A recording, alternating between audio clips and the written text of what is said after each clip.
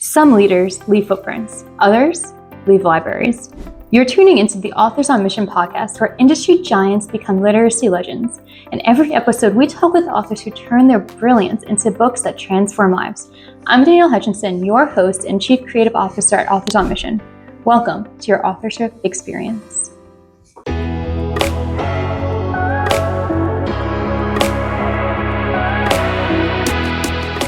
Hello, everybody. Welcome to another episode of Authors on Mission podcast. I'm here today with Art Sobczak, who is a fascinating, pioneering figure in professional sales training, who has dedicated over 31 years to teaching effective telephone sales techniques.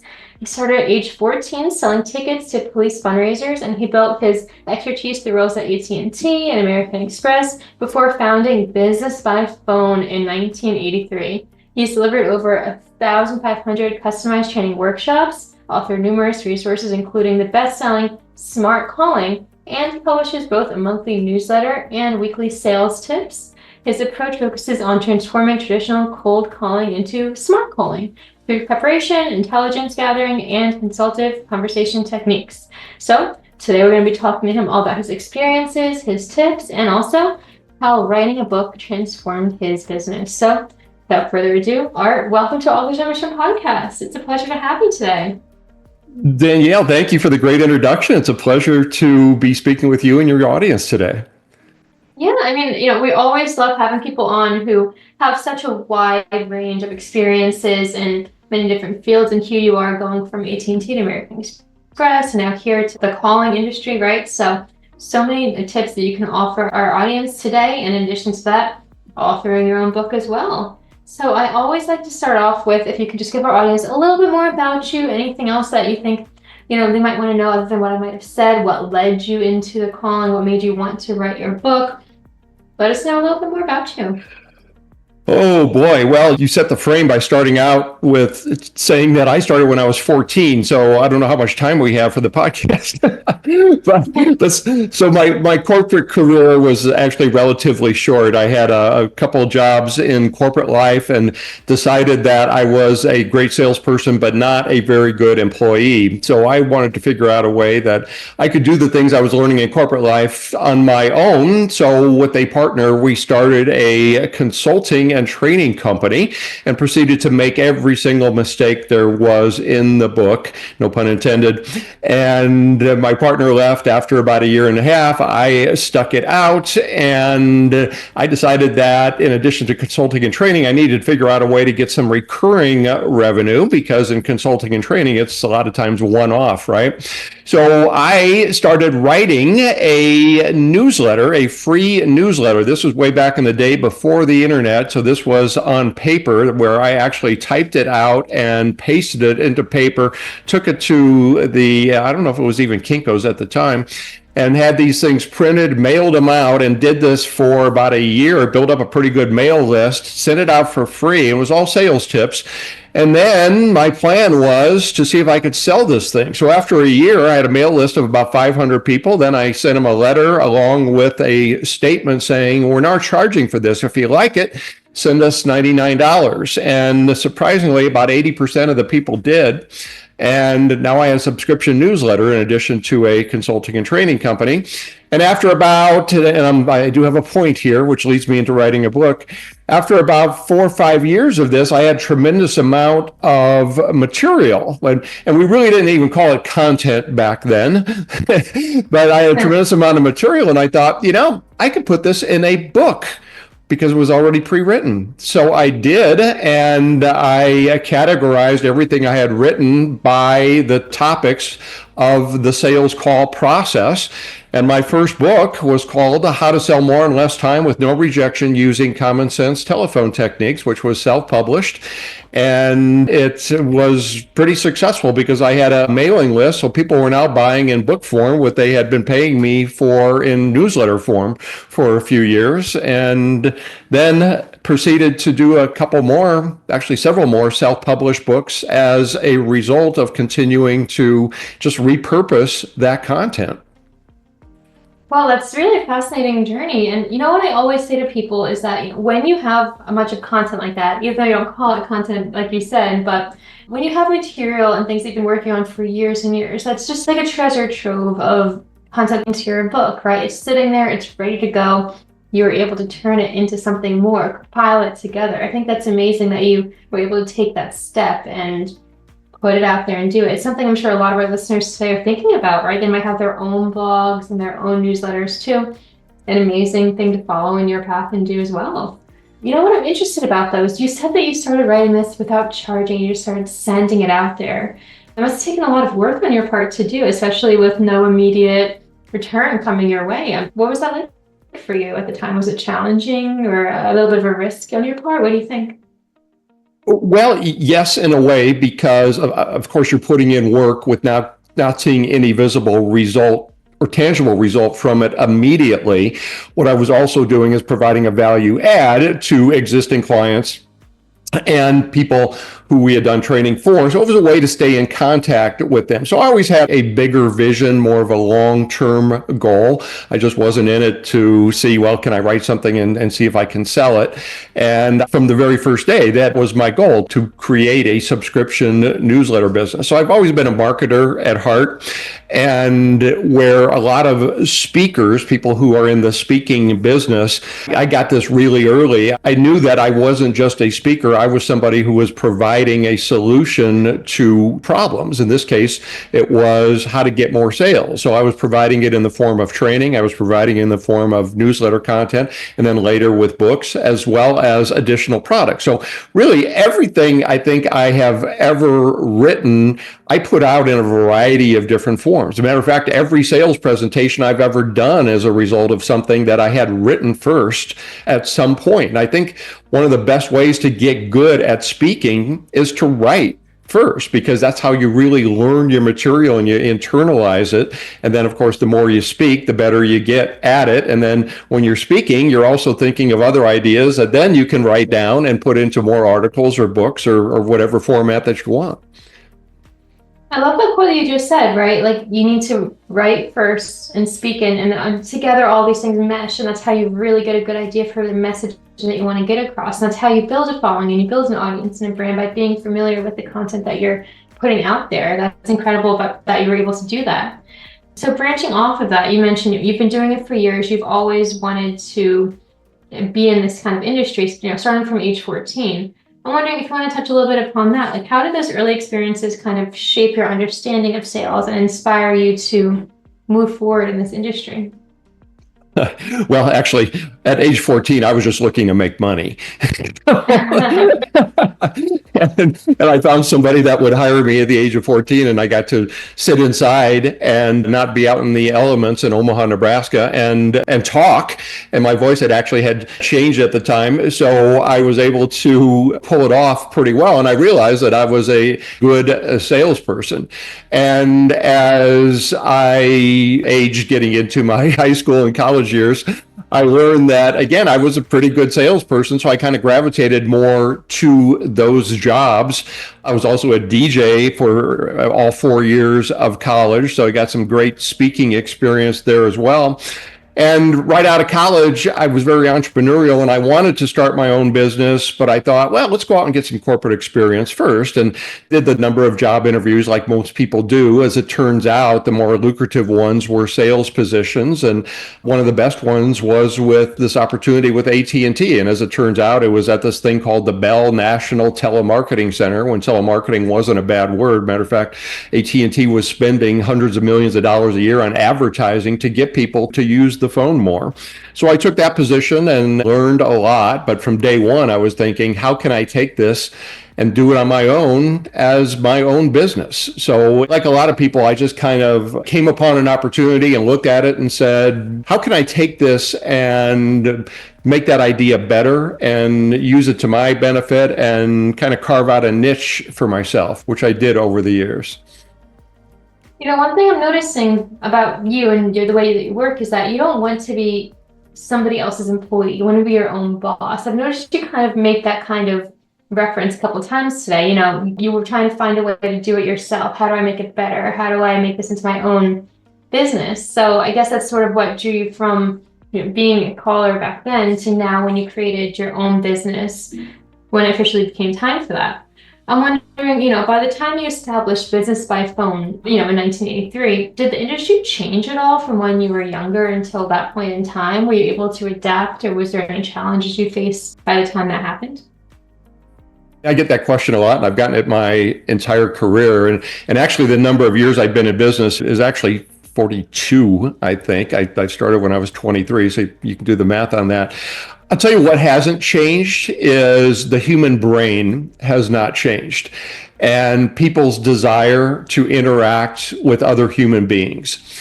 So what has changed is technology and our ability to communicate, and the tools and the resources that are available to us to help facilitate that communication, both for good and to the detriment of a lot of people. So what I mean by the good is that I've always said that the most effective way to communicate is face to face, right? The next most effective way to communicate is in real time with our voice, which formerly was just over the phone. And up until about, I don't know, pick a number, 10, 15 years ago, we only had the phone to do that remotely. But then, of course, we introduced video, and video has helped bridge that visual gap, just like we're doing here right now. And for salespeople, that has been a real game changer. And a lot of people didn't really embrace it until they were forced to do it with COVID. And the smart ones have continued to do it. The way technology has also helped us is in our ability to get information.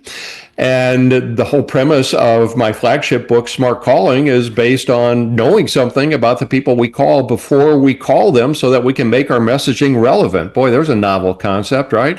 Actually, it is for a lot of people because they still practice cold calling, which I define as calling somebody you don't know who doesn't know you. They're not expecting your call, and everybody gets the same generic, untargeted pitch. And there's absolutely no reason to do that, because with a couple keystrokes, we can find out a tremendous amount of information about whomever we want to speak with. And the more we can make our messaging relevant about the other person, the more they're going to be interested and lean in, and the more we're going to be able to cut through the noise that everybody's inundated with every day. Now, to our detriment, what has changed is that with any technology or tool, I've always said a fool with a tool is still a fool. And there are people who are using, especially now, AI and automated marketing and messaging to send out mass messages that are not on target, that are obviously sent by a robot, that are alienating people, going, who is this? Why would you even send this to me? And it's damaging themselves and their brand. So I actually make quite a bit of fun of that in my training and in my writing. And the smart people will always use technology to facilitate a human-to-human conversation, not try to replace that human-to-human conversation. Everything that you just said is actually, really exemplified in your book. When I was looking through it, you make a lot of notes about, the importance of having pre-call intelligence, right, and gathering that information. And, you even say, like, by doing so, you'd never be rejected, right? Because if you're knowing what you're going into and you prepare properly, then someone's more likely to listen to you. I get that. And one thing in your book that, I think a lot of our listeners would be interested in is the idea of the dumb call versus the smart call. Because, we're authors, we're looking to write a book, but in a way, calling is kind of like writing a book, because you're trying to target that audience. You're trying to get somebody specific to read it or to listen to you if you're on the phone, right? So do you want to walk us through a little bit about that strategy? And in your book, we have a lot more details about it, but, a general overview of what makes a good call versus a bad call, right? What are some examples that maybe we could think about? Sure. Well, let me try to give you a brief little training on the whole smart call process here in about 2 minutes. So again, the premise of a smart call is knowing something about the person I'm talking to and what's going on in their world, so that in the first few words out of my mouth, I can get that person to lean in and say, oh, this is different. This sounds like it's about me and there's some value here, as opposed to, oh, this is a typical cold call or sales pitch. Because what happens when we feel like we're being sold? The defense mechanisms, both conscious and subconscious, they go up. And that's what causes many cold calls to fail in the first couple of seconds. So example of a dumb cold call using your business, Authors on Mission, for example, if somebody were working for, well, let's say one of your competitors, and they were calling up a business executive, and they said something like this would be a dumb cold call. Hey, I'm with Book Publishing or Us, and we work with executives on helping them write a book. And I'd like to take 15 minutes of your time and tell you how we could help you write a book. Would this be a good time to take 15 minutes of your time? So what's the problem with that? Well, what we're doing is we're giving a generic pitch. We're talking about the product, which is, I'm going to help you write a book, which we don't even know yet. Maybe we do, but we haven't even intimated that they may be the right person for our services. And then we've asked them for probably the most valuable thing in their life, which is 15 minutes of their time. And it's pretty much like saying, hey, you don't know me, I don't know you, I haven't told you why I could be of value, but can you give me $300? And that's what a dumb cold call does.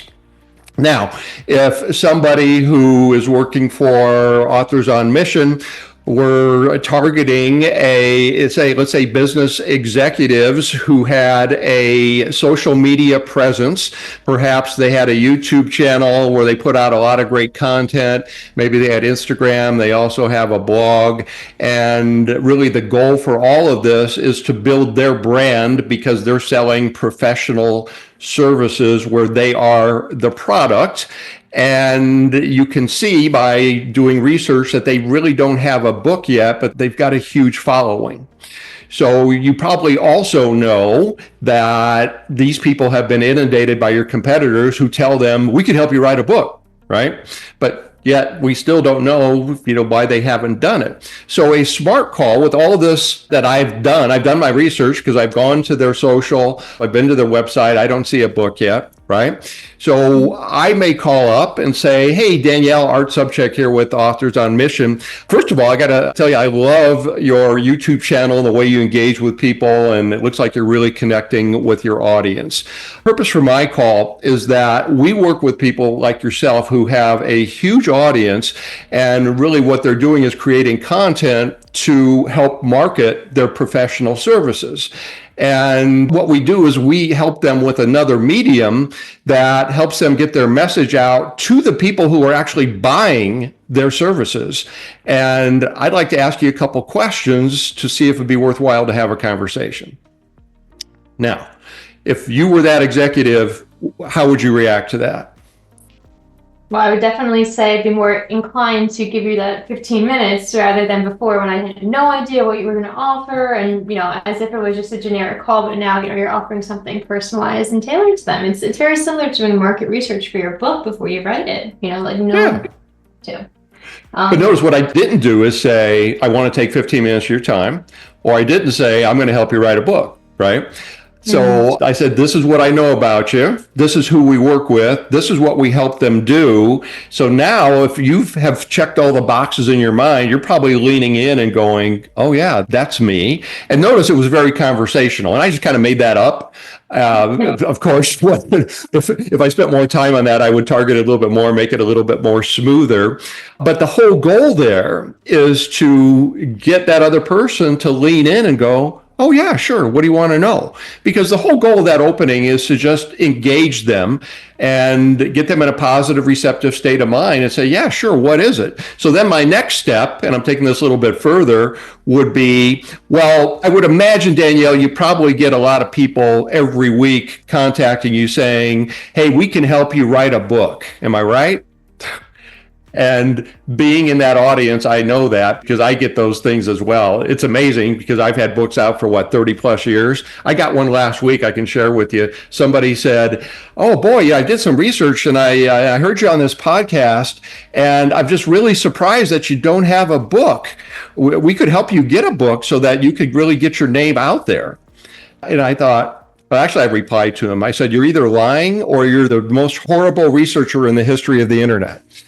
Yeah, I mean, I guess it's the other tip too, right? You can't just focus on one aspect. You have to know all aspects of it, right? Because, obviously you have your podcast. I was looking at it myself too. It's the Art for Sales podcast. And, to all of our listeners out there, after you check out our podcast today, head right over there too, because you talk about a lot of interesting topics as well. I was actually going to ask you about that too, but first, wrap this up a little bit. It's very important to make sure you know exactly what you're talking about, right? You can't just fluff it up and say like one thing or another, otherwise you're going to lose that sale. So I get it. Yeah.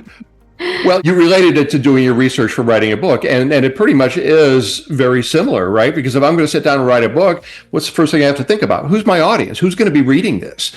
And we know that books for a specific audience with a specific issue or problem in the nonfiction area are going to be more popular than just like a general book on success, right? Because there's a million of them out there. Right. Yeah, so, especially when it comes to writing a book, you have to find that specific niche, right? Like, who are you targeting exactly? I actually read a blog post not too long ago that's something along the lines of like, you're not writing for everyone, you're writing for someone, right? You need to really target to that one person exactly the way you would for sales. Like, in a way, as much as we love to say that passion goes into writing and we're inspired to write, at the end of the day, it's really important also to target it to that one person and really think about how exactly this one person wants to hear your material, and that's how you're really going to get it across. And now I'm wondering, transitioning more into writing your book, did that come into play at all when you began to sit down and write it yourself? Like, I guess I'm curious about your writing process. What made you go from, all this to starting to write your book, and what was the strategy like in that? Did anybody help you with it? These are a lot of questions I'm trying to throw at you, but if you can just, give us a little bit of information about how did you write your book? What was your process? Well, my first 4 were all self-published. And again, well, let's say the first 3 were just pretty much taking content that I had written in my newsletters and compiled it and assembled it, put it in a logical structure which followed the sales call process. So it was a collection of tips on how to open up a call, voicemail, questioning. So these are all sections of the book. Closing questions, dealing with objections, how to do a follow-up call, how to be motivated, never be rejected, telephone speaking and listening. So those were the topics of my first 2 books, How to Sell More in Less Time with No Rejection. And my second one was the same title, Volume 2. So follow me for more creativity in title concepts, right?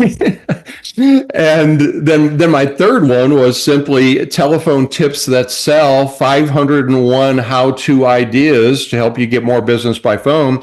And where that came from is that in my newsletter, the back page always was like 10 little brief tips, about a paragraph each. And then I had compiled so many of these brief ones, I thought, well, let's make this its own little book, which was extremely popular. And then I had been approached by major publishers a lot over the years. And as you well know, if you go to a major publisher right out of the gate, they are just going to pretty much laugh at you, right? Who are they interested in? They're interested in people that can sell books. So I had a concept for another book that I had been thinking about for a long time, which was Smart Calling. And finally, I gave in to one of the business development people, they call them editors, at a major publisher. And they said that, yeah, we see you have a big following, you sell a lot of books on Amazon, and we'd like to talk to you about doing a book for us. And we talked about it for a while, and finally I decided, okay, let's do it. Because my goal, and by the way, Danielle, I think you guys probably see this too, and I get a lot of people, and I have over the years, who come to me and they say, hey, I'm thinking about writing a book. My first question to them is, why?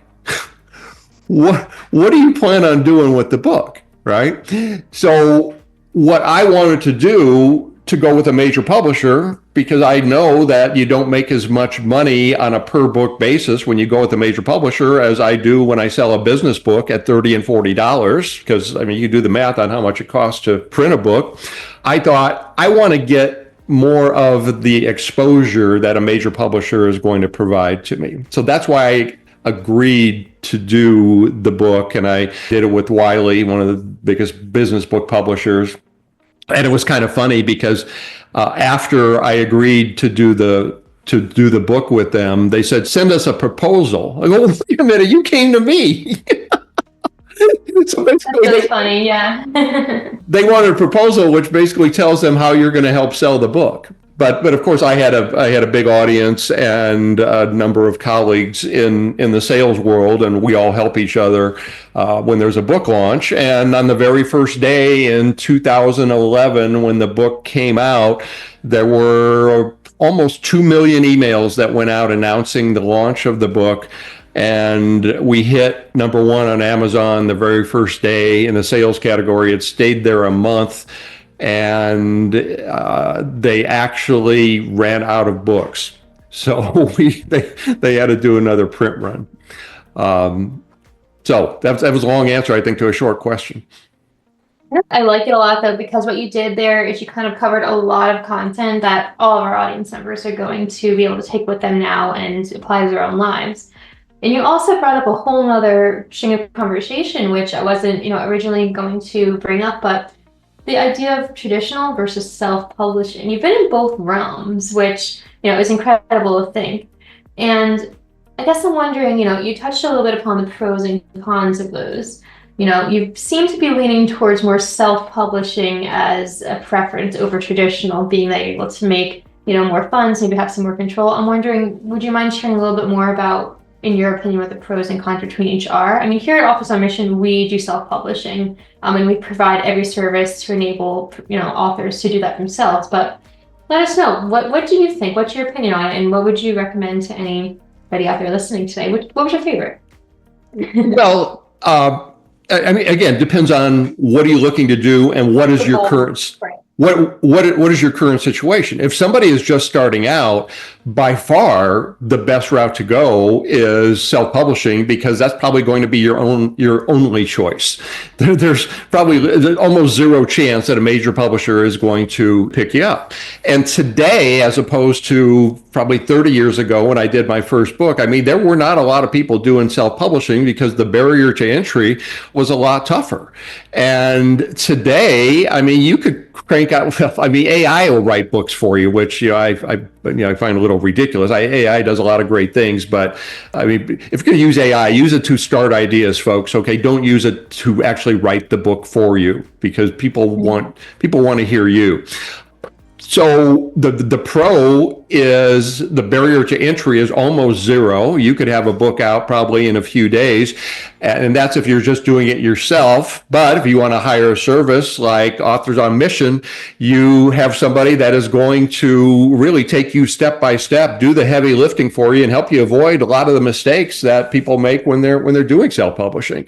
And another benefit, of course, is the financial one. You're going to make more money on a book by book basis, and also I think you have much greater control.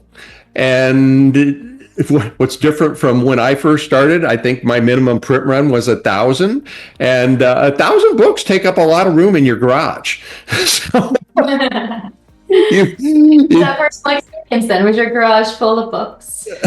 Yeah, well, I had an office at the time, so it took up some room in the office, but luckily I had a pretty good following, so we were able to move a lot of product. And I mean, there's just so many different ways as a self-publisher that you can benefit. And again, I would say that if you're a professional and you are the brand, or you're representing a brand, a book is one of the very best tools that you can use to create and establish and reinforce your credibility. You can use it as a business card that is so much more credible than any other business card out there. There's just something about a book. People keep books. They really don't keep PDFs, right? People keep books. And when you have a book, it's just impressive to people. Even if you're self-published, it's still impressive to people that you have put pen to paper or, hands to keyboard and have actually created this work. And think about it. There's so many people out there that wish that they had written a book and they just haven't done it yet. But companies like yourself really remove that barrier, and you make it so easy for people to go out there and do it themselves, but yet still have the support that a major publisher will provide you. And actually, you're going to provide more, because I think what you all do is that you provide support in the marketing and the sales of the book as well. Yeah, I mean, that is correct. We do offer a lot of marketing services and promotional services, but, so do you. I mean, you're the one who is able to help anybody out there, whether they're writing a book or, with their business as well, promoting their own services too, by offering them those tips and enabling them the skills to do so. And I think one reason why you were probably so successful, because you had that strategy at your heart, right? You knew how to sell to begin with. So when those publishers came to you and said, how are you going to sell your book? Right, they were asking you to make that proposal to them. You kind of already had it up your sleeve. So I think that's, a great benefit that you were able to reply to. And that it's great that you can do that too. So I hope, anybody listening today, if you're looking for ways to enhance your own sales, perhaps, heading over to Art is a great way to start. Maybe would you like to talk a little bit about how you can do that to them? Where can they reach you if they're looking to find more ways to improve themselves in their own sales techniques? Our main site, actually, we rebranded everything to Smart Calling. So it's smartcalling.com.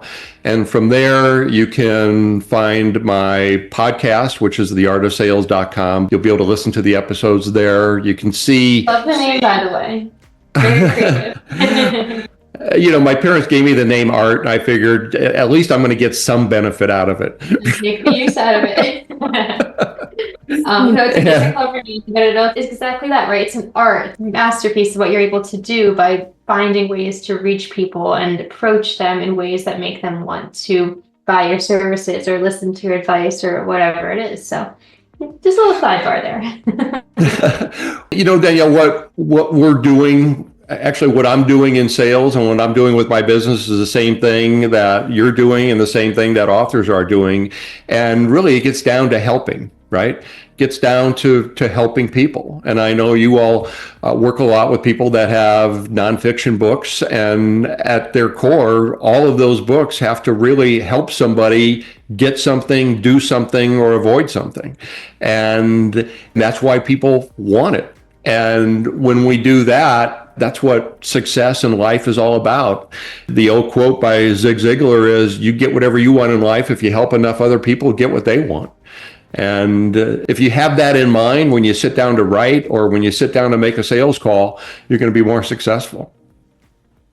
Yeah, I love that you mentioned that again. That's a topic that you brought up in the beginning of this conversation too. The idea of writing to help others or doing whatever it is you do in an act of service. I think if you're providing something like filling a need, that's very profound, right? You're not just serving yourself, it's serving others. That's something we should also take home with us today, and perhaps see how we can apply it in our own lives too.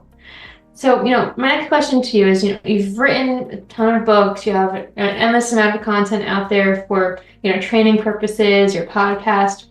I guess I'm wondering, what's next for you? Have you considered writing another book? Are you considering venturing out into any other avenue? What's on the horizon? You seem like somebody who's not going to stop. You're always looking for something new. What are you thinking? Well, your question is timely, because I reached a point in my life and business probably even pre-COVID, where I got comfortable and really didn't need to work hard. And I've done 1,500 training programs and put a couple million miles on and airplanes, and kind of got a little bit tired of the grind, but still continued doing my podcast, servicing a small membership group. And for the last probably 2 or 3 years, in the back of my mind, I always thought, there's something out there that's really missing in the sales world. And that is what truly makes people successful beyond the technique. The technique being, what do we say? How do we say it? Opening, closing, objections, and all that.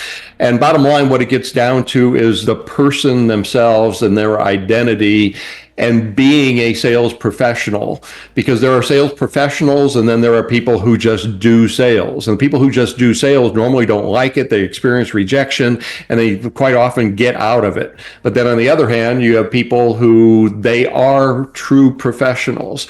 And I identified what made those people really successful. And I identified 4 pillars, which are being fearless and rejection proof, being totally others focused, having the discipline and the habits to actually do the work, because if you think it's not just going to happen. You still got to do the work. And then the final piece is the one that I devoted my whole career to, and that is having a proven messaging and sales process.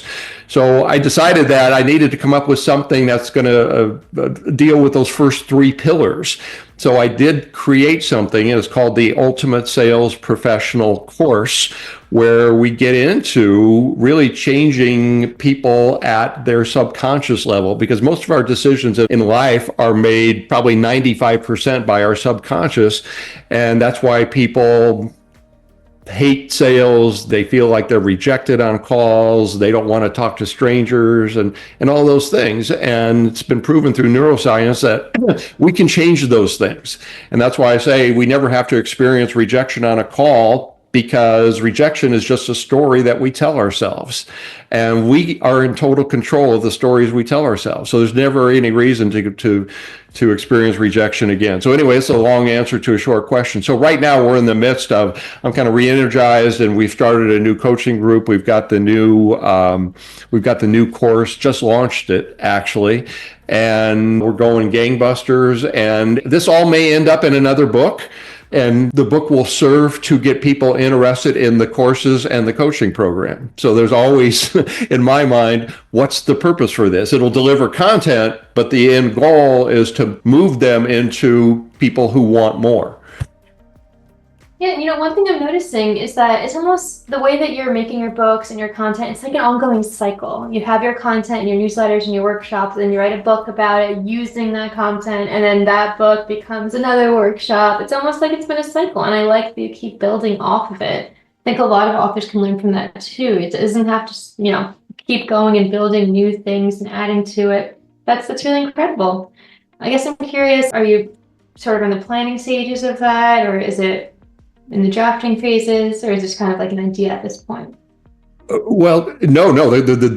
I've been working for the last year on this coaching program. We just did our launch actually a couple of weeks ago. And we did it to it's a high-end coaching program for a limited number of people. It's by application only. But the 2 courses that comprise that coaching program, in addition to my personalized coaching, are available to the public individually. The Ultimate Sales Professional, as we record this, is not available yet. It will be in a couple weeks. So by the time we release this, it's probably going to be out there in the public. All that is available at my site, which again is smartcalling.com. So yeah, I was going to ask that, like, if some of it's not, available yet, then of course there's more resources for all of our listeners to check out and dive into themselves. So that's wonderful news to know. Absolutely. Matter of fact, one more thing. I do have a quote free book. This was the 5th one that I had not mentioned yet, And so for you authors out there, you've heard of the free book, The Lead Magnet. So I wrote this book probably about 6-7 years ago, and I got the URL freesalesbook.com, and the book is free plus shipping. So the book is $4.95, which doesn't cover my shipping and certainly doesn't cover the printing, but it's called How to Place the Successful Sales and Prospecting Call. And it is a book that is just solid content. It's not a sales pitch for my other stuff. What I hope is that if after people go through the book, they might want other stuff, and many have over the years. But that is just another example of how a book can be, of course, an entry point, a low cost offer, we call it in marketing, to get them into your world so that they want more of you, maybe, and they want to better themselves. Some will, some won't. Yeah, I mean, that's an amazing tip. It's always important to have a lead magnet, have a way for, any audience to get into your content and get to know you as an author. And anybody listening today, I mean, another great tip right here, free books, right? What was it? Freesalesbook.com, you just said, correct? Yeah. That's really free good sales URL, first off. Yeah. Very easy to remember too. So guys, check it out today. This is another bonus of this podcast. You're able to grab that book for yourself, learn some free content, and if you like what you hear, there's even more out there from Art. That's incredible to know. Now, Art, as we start to wrap up today, I'm wondering, do you have any last pieces of advice for our audience that you'd like to leave them with today? Perhaps a piece of homework for them to try on their own when they go home today. What do you think? Yeah, and this is something I think that is good for anybody in any type of human interaction, sales calls, sitting down to write a book, an article, a blog post, a tweet, or an X, whatever you want to call it. And it is step out of your own shoes, put yourself in the other person's shoes. And the acronym I came up with is WIT, W-I-T. Ask yourself this question: what interests them? What interests them? So before a sales call, it's not about what I want to sell. It's what would interest them as it relates to what I'm selling. Before I'm going to write an article, what would interest them as it relates to dental hygiene or whatever it might be? If you're going to be talking to somebody at a cocktail party, what might interest them instead of me talking about myself? And this goes back to Dale Carnegie, how to win friends and influence people, right? Make it about the other person. Yeah, I like that a lot. Think about what they're looking for, and that all goes back to proper preparation in advance before you make any sales call or write any book, right? Knowing who you're talking to and preparing for what they're looking for. So I love that. I think that's an amazing overarching message for everybody to take home today. Thanks for sharing that, Art. So simple, right? So simple, but not always followed. And you'd probably be surprised how many people don't follow that, right? But it's the key to success. Yeah. That's right.